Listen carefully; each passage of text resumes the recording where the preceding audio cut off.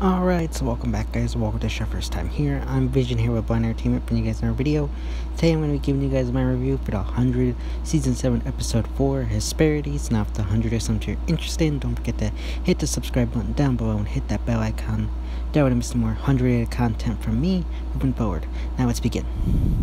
Now, we start this episode off following Gabriel, Hope, and Echo while they're still on Skyring. Now, they have begun gardening as a way of hoping to attract the survivor they met in the previous episode, who in this episode is revealed to be named Orlando, and they believe that gardening will kind of bring him more into the fold and start, having them help him and build that trust. And he does eventually show up. He brings seeds to help them with their gardening that he says that Hope likes, and Echo kind of trusts him and lets him plant the seeds while she goes off to do other things. However, while he's planting the seeds, Gabriel returns from fetching water, and Orlando is frightened off and leaves our group yet again. Now, our group is now again trying to figure out a way to get Orlando to trust them. So in doing this, Echo comes up with this idea to kind of use Hope as bait to try to lure him in a little bit more closer. Hope is a little bit against this idea, believing that they could use the gardening to work better. However, she eventually goes along with Echo's plan, and they use her as bait and have her pretend that she's going to try to get Fruity Anomaly in the water and that she's drowning, which ends up working, and Orlando does show up and save her, which I did like this part of the story. It was very well done. I feel like it could have been done a little bit better, but overall I felt like it was done pretty well. But Orlando does save her, and then Gabriel and Echo show up, and they kind of talk of him, and he kind of agrees to help them to escape once his date is up and he can actually leave the planet. Now, I like this, and I kind of like how they built this bond, sort of, and friendship. And I like how he's not totally on board with them, and he's still kind of weary of our survivors. So that made sense as well. And I just like the group dynamic here. Now, we then have them settle down to have a meal together, which I really like these scenes with the 3 of them, or 4 of them, sitting down to have a meal together. We end up learning a little bit more about Orlando, why he's on Skyring or was sent to Skyring, and we get a hint about the disciples. Gabriel tries to get a little bit more information from him, talked about how he has some theories regarding it. However, he does mention the shepherd, which Orlando has mentioned before, which gets Orlando a little bit riled up, and he kind of shuts Gabriel down.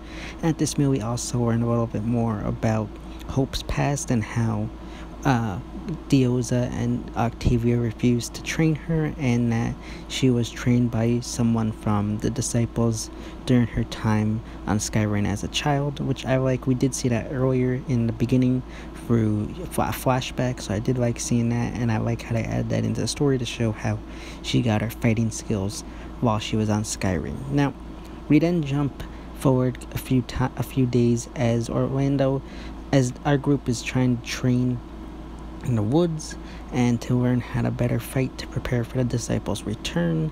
And Orlando ends up showing up watching them, and you got Echo, who is hoping that he can help them train to fight, and he does shut him down. However, she does challenge him to a fight together, and if she loses, then he will train them.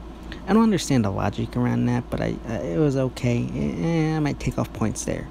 But she ends up losing, and he, just agrees to train her and the other 2, which I like. We didn't really get to see them train, though. That kind of was a bummer for me. I wish we had seen a little bit more of them training, but I get they had to, do this episode all together. I feel like they could have spared a little bit more time, but I'm okay with what we got. But then we jump forward 4 years, and our group is preparing to attack the disciples as they are going to retrieve Orlando the next day. So they are training, or they're getting ready, and Orlando is kind of readying them for their arrival at Bardo, which is where they've been trying to get to for the past 2 episodes. And the 3 of them are kind of they formed this bond with Orlando. I wish we'd have seen it form better in this episode, but instead of just jumping forward in time, I feel like it could have been handled a lot better. But I understand they were pressed for time and they had to do this. It just is something I wish they could have expanded more on. However, when the disciples arrive, they find Orlando as a hostage, and it's revealed to be a ruse, and our group is able to easily take them out and ambush them, and they prepare to make their jump to Bardo. They steal their suits and prepare to leave to go to Bardo. However, as they're preparing to leave, Echo realizes that Orlando is kind of someone that could cost them their lives and is a liability, and she decides to cut him loose and not bring him with them. In the midst of this whole thing, Hope does kill one of his people, which does affect him in a way, so they all decide to leave him there. Gabriel protests this, but eventually they decide to just leave him there and go on their way. And I kind of like this, but I feel like it was kind of not really needed. But at the same time, I agree with Echo and her choice as to leave Orlando there. So they end up leaving him and going for the anomaly, which I am okay with somewhat, but I do wish he had survived. I did like the character, but at the same time, it made sense for the story moving forward. And that's kind of where we end with the story regarding Echo, Hope, and Gabriel for this episode. Now, meanwhile, back at Sanctum, you have the story regarding Clarke's people. Now, at this time, Clarke's people have found the bodies of the disciples that Hope, Gabriel, and Echo killed in episode 1, and they found the suit and they're trying to figure out what's going on. Jordan reports that one of the members of Sanctum has spotted more of the disciples in the woods, so they decide to go check it out, as they have asked for Clarke personally. Some of our people do protest Clarke going, but she does decide to go anyway. She does go to Raven, though, to ask for her help to try to figure out what's going on with these suits and what these disciples are about. Raven does protest, as she's still kind of reeling from the loss of Hatch and the rest of his men. Now, I like how that's being carried over into this episode. It makes sense, and I just like seeing how Raven is going through this, and it does feel a little bit late in the story, but at the same time, I'm glad that they're focusing on this.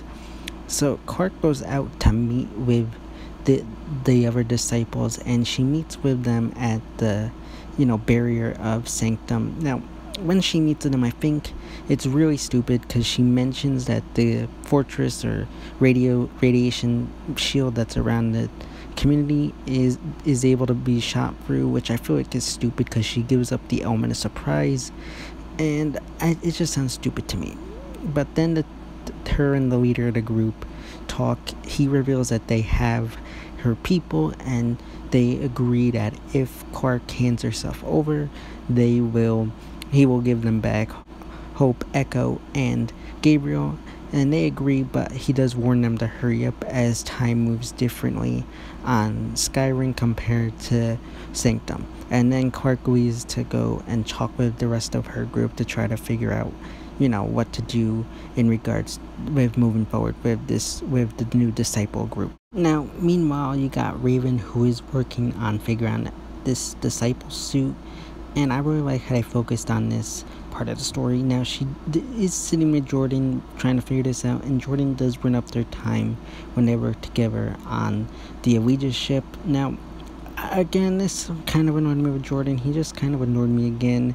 Even Raven was kind of like annoyed by him, and I just felt like he didn't really add it much to it. I do like when they add or go back and talk about past events, but this just felt like it wasn't the time and not necessarily needed.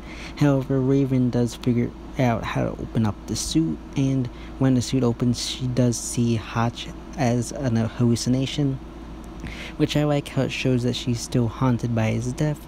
Now, she tries to go away and get a minute just to recover from that. However, Clarke returns and tells her that they don't have time for that, which I like how they add that in, but I also feel like they could have given Raven a little bit more time. But I understand, again, we're pressed for time, so that makes sense as well. So they end up, Raven puts back on the suit helmet to try to figure this thing out, And while she does that, she learns that the anomaly is a black hole, which explains, the time stuff and traveling through the anomaly and stuff. But at the same time, she also learns more about the disciples and that Clarke is a target, and realizes that they gotta stop Clarke from handing herself over, as it's possible to be a trap. So Raven rushes off with Jordan to try to stop Clarke from handing herself over. Now, meanwhile, Clarke does go to turn herself over to the disciple leader. However, once she arrives there, he does reveal that her people are no longer on Skyring, and due to her wasting time trying to figure everything out, that they are no longer there due to the time difference within the two planets. However, Clarke doesn't believe him, and he does reveal that he has a note from Orlando, who is revealed to have committed suicide, and he again angrily gets mad at Clarke for the death that her people has caused against her people. And the two of them end up on a stalemate as he refuses to give them a letter, and he does prepare to give his people the order to kill Clarke's people. However, before he can go through with this, Raven does show up with Jordan, and the two of them stop this from happening and kill the disciples and Clarke, and then move on with what they're doing following that scuffle with the disciples. Raven then proceeds to bring them to the anomaly and fills them in on everything she's learned about them, and they decide to use the anomaly to go find their friends, and Raven tells them about the black hole and how they'll be able to find their friends by going to these different planets. They do protest, saying that they don't know if the other planets are survivable. However, Clarke reassures them that not everybody has to go with them if they don't feel comfortable, and most of our group does agree. However, Gaia decides to stay behind because she believes that she needs to be there to protect Maddie and to let the other people within Sanctum know what's going on with the disciples and with Clarke and that group. So the rest of the group decides to all join in and go to the next planet. Raven picks one, hoping that it'll be the right planet. Now, once they go through the portal or the anomaly to the next planet, Gaia heads up to leave to go warn the others. However, before she can even leave the area, she's attacked by another disciple and dragged for the anomaly. As I don't know if you'd say she's captured, or if she was not. I don't know how you'd call that, but I would say she was captured. Now, meanwhile, our group does arrive on the new planet, which is revealed to be a snow planet. And Raven reveals that they're trapped there until they can find the anomaly on that planet. And it ends there with our group on that new planet, preparing them for going towards to find a new anomaly. Now, I like this episode. It was a pretty decent episode. The stuff with Hope and Echo and Gabriel just kind of felt not boring and rushed, so I gotta take off points there. If I had to give this episode a rating, I'd give it a 7 out of 10. Still a decent episode, but I just gotta take off some points here and there just for some of the things I just didn't like about the episode. But still a solid, good episode, and I'm excited to see what goes on moving forward with this season. So yeah, guys, that's my review of the 100 Season 7 Episode 4, Hesperides. As always, if you like this video, don't forget to give it a big thumbs up and share. Don't forget to hit the subscribe button down below and hit that bell icon. That would miss no more 100 rated content from me moving forward. And you can go follow me on Instagram and Twitter, which are linked in the about section of my YouTube channel. As always, this is my Vision here with Blind Entertainment, and I'll see you next time.